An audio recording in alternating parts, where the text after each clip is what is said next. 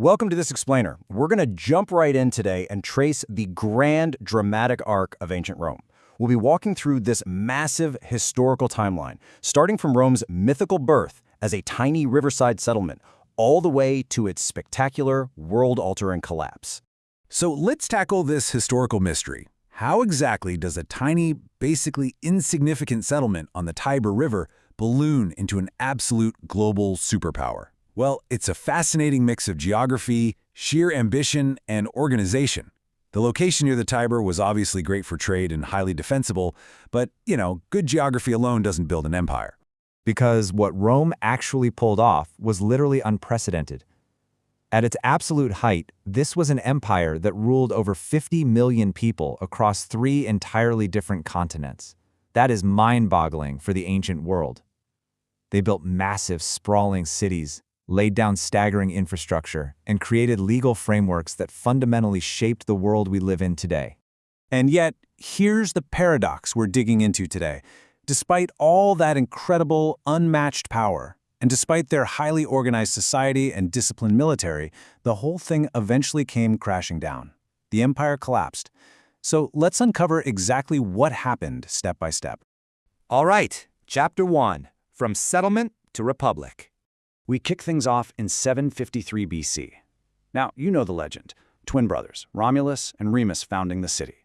But the real game changer? That hits in 509 BC. That's when Rome basically decided it had enough of kings. They overthrew their monarch and set up a republic. This was a totally new system run by elected officials and the powerful Roman Senate, and it gave them the exact stability they needed to grow. Which brings us to Chapter 2, Conquering the Mediterranean. With that new political stability, Rome built a terrifyingly disciplined military machine.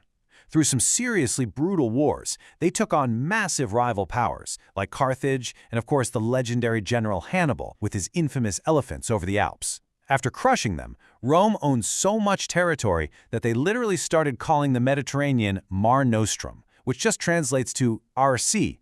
Talk about a flex, right? They definitely weren't just a city anymore. Moving right along to Chapter 3, Caesar and the Empire. Okay, let's talk about the mini-drama that changed everything. Julius Caesar.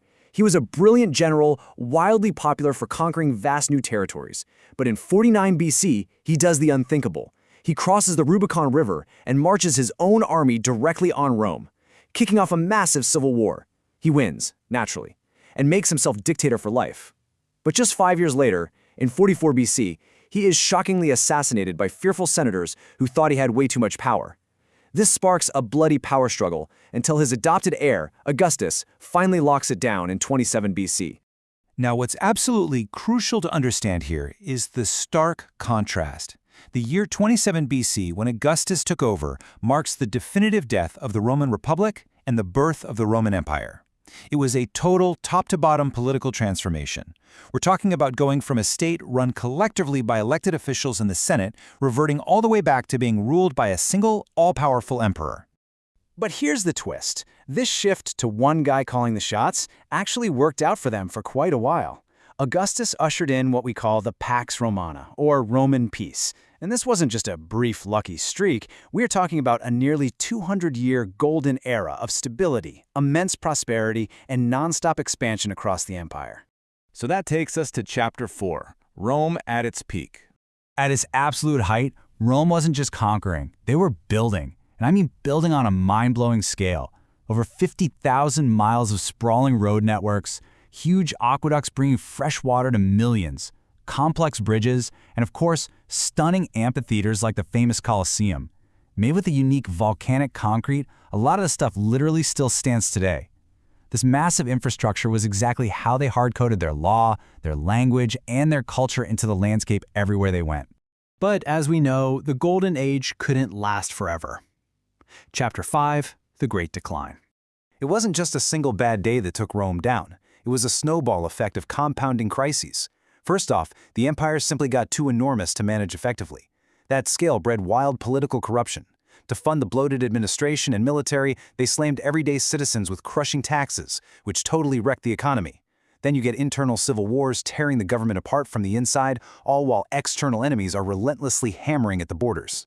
The internal rot got so bad, And those repeated invasions by Germanic tribes in the 4th and 5th centuries were so intense that they had to take drastic measures just to survive. They literally split the empire in two, an eastern half and a rapidly decaying western half.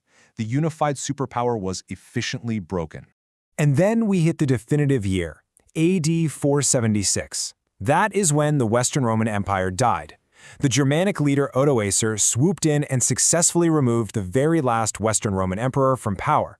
Just like that, an empire that dominated the known world for centuries was completely gone. Which brings us to Chapter 6, The Eternal Legacy. Because here's the thing, even though the Western Empire collapsed in 476, Rome never really vanished. Their DNA is baked right into our world today. Roman law is the literal foundation for modern legal systems. Their ambitious building projects still inspire our engineering. Latin gave birth to the Romance languages spoken by hundreds of millions of people right now, and those early Republic ideas about government and citizenship, that is all Roman influence, still echoing through our societies today. The story of Rome is the ultimate reminder that no matter how powerful an empire is, it's not guaranteed to last forever. When you see how internal instability, economic struggles, heavy tax burdens, and political corruption rotted the greatest of empires from the inside out, well, it really makes you wonder. So I'll leave you with this final, lingering thought to ponder. What exactly can modern nations learn from the rise and fall of Rome? Thanks for joining me on this explainer, and keep questioning history.